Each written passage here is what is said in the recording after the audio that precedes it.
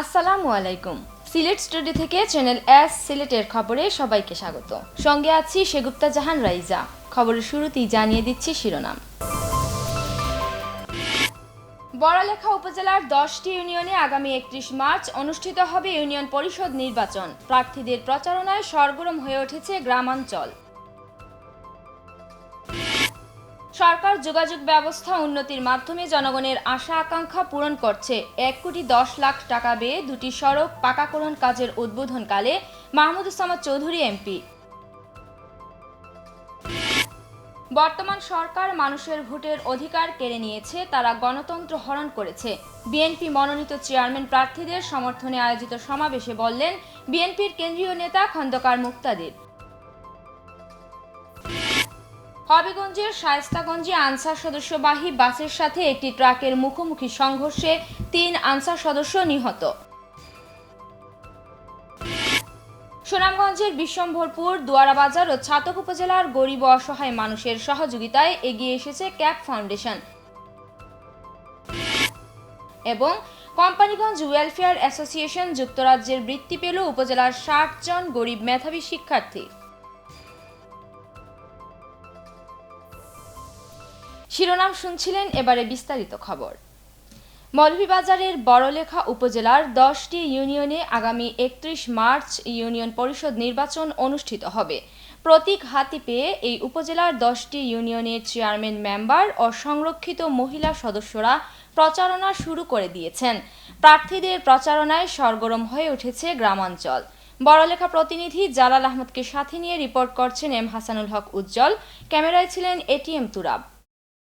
মৌলভীবাজার জেলার সীমান্তবর্তী উপজেলা বড়লেখা। এখানের 10টি ইউনিয়নে দ্বিতীয় দফা ইউনিয়ন পরিষদ নির্বাচন 31শে মার্চ অনুষ্ঠিত হওয়ার সকল প্রস্তুতি সম্পন্ন করেছে নির্বাচন কমিশন। 10টি ইউনিয়নের চেয়ারম্যান পদের বিপরীতে আওয়ামী লীগের 10 জন, বিএনপির 10 জন, জাতীয় পার্টির 1 জন, আওয়ামী লীগের বিদ্রোহী 5 জন, বিএনপির বিদ্রোহী 3 জন, স্বতন্ত্র ও জামাতে ইসলামী সহ 8 জন প্রার্থীর মনোনয়নপত্র জমা পড়ে।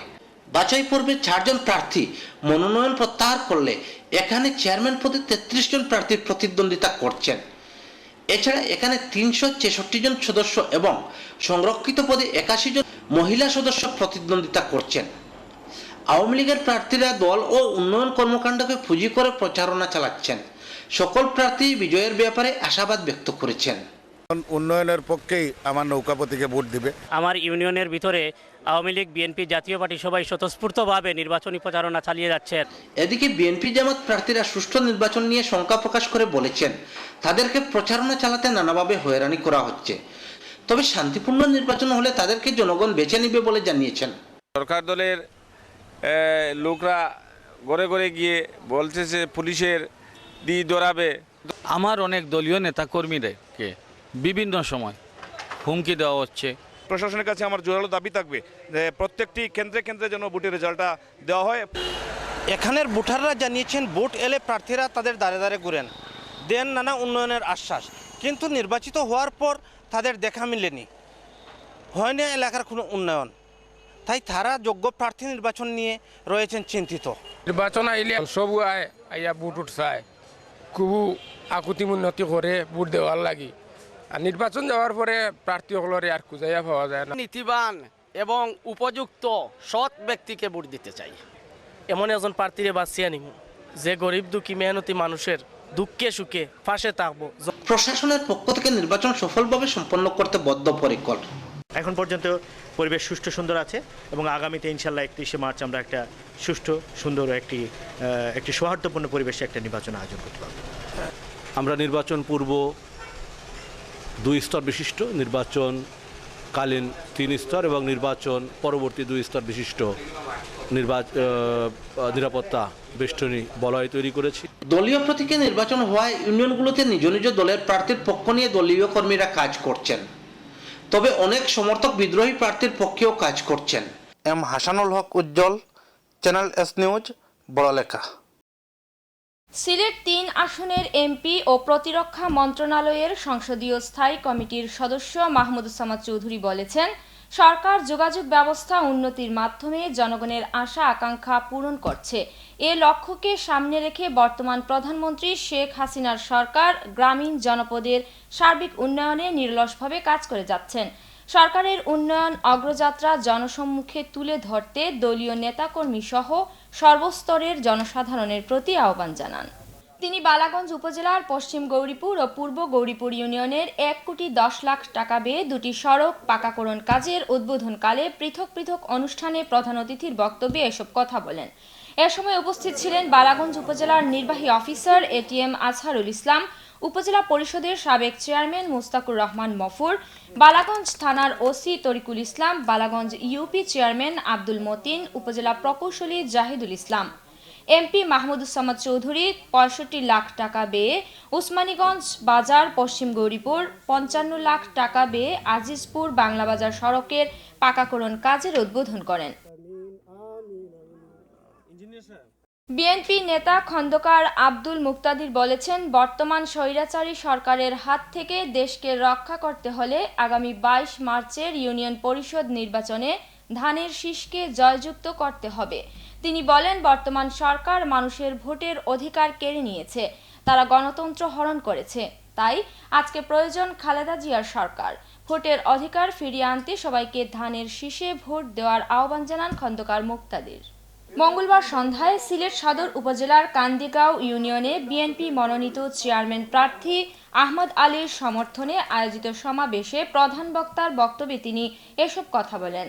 বিএনপি নেতা কাউসার হোসেন চৌধুরীর সভাপতিত্বে সমাবেশে প্রধান অতিথির বক্তব্য রাখেন সিলেট মহানগর বিএনপির সাধারণ সম্পাদক বদরুজ্জামান সেলিম, জেলা বিএনপির সাধারণ সম্পাদক আলী আহমদ, মহানগর বিএনপি নেতা এমদাদ চৌধুরী, চেয়ারম্যান পদপ্রার্থী আহমদ আলী।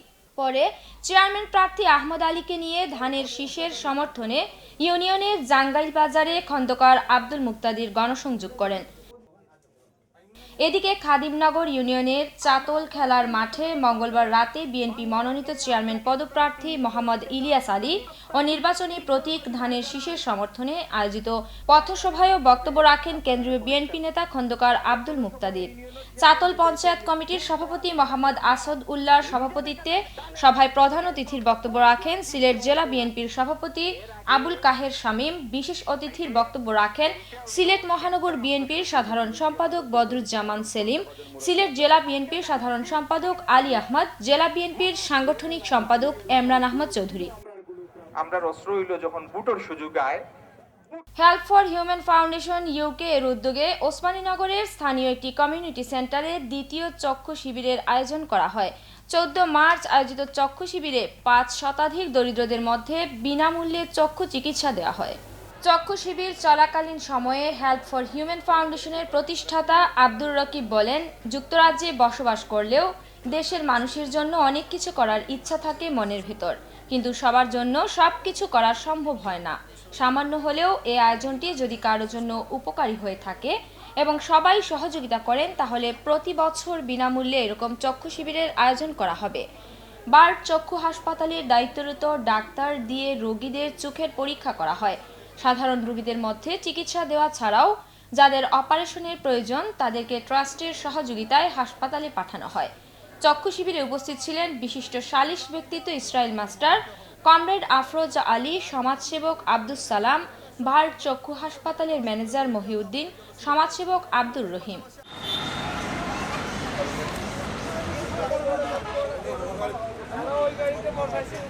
আমরা দেশের যে মানুষ, এই মানুষের কিছু সেবা করি আমরা এটা পূরণ করতাম চাইলাম। যদি আমরা এই প্রচেষ্টা সামান্য কিছু মানুষের কাজও লাগে, আমার প্রচেষ্টা সার্থক। তাই চেষ্টা করছি একটা চক্ষু শিবির করার লাগি, ওই আমি গত একটা চক্ষু শিবির করছি, এবারও আইসই, এবার আইয়াও আমার পক্ষে সুবিধা দিয়েও এটা আমি যারা যোগাযোগ উন্নতায় করি আইসই। খবরে নিচ্ছে ছোট্ট একটা বিরতি, সঙ্গেই থাকুন। ফিরে এসে অন্যান্য খবরের সাথে আরো যা দেখবেন। হবিগঞ্জের শায়েস্তাগঞ্জে আনসার সদস্যবাহী বাসের সাথে একটি ট্রাকের মুখোমুখি সংঘর্ষে 3 আনসার সদস্য নিহত। সুনামগঞ্জের বিশ্বম্ভরপুর, দুয়ারাবাজার ও ছাতক উপজেলার গরিব অসহায় মানুষের সহযোগিতায় এগিয়ে এসেছে ক্যাপ ফাউন্ডেশন। এবং কোম্পানিগঞ্জ ওয়েলফেয়ার অ্যাসোসিয়েশন যুক্তরাজ্যের বৃত্তি পেল উপজেলার 60 জন গরিব মেধাবী শিক্ষার্থী।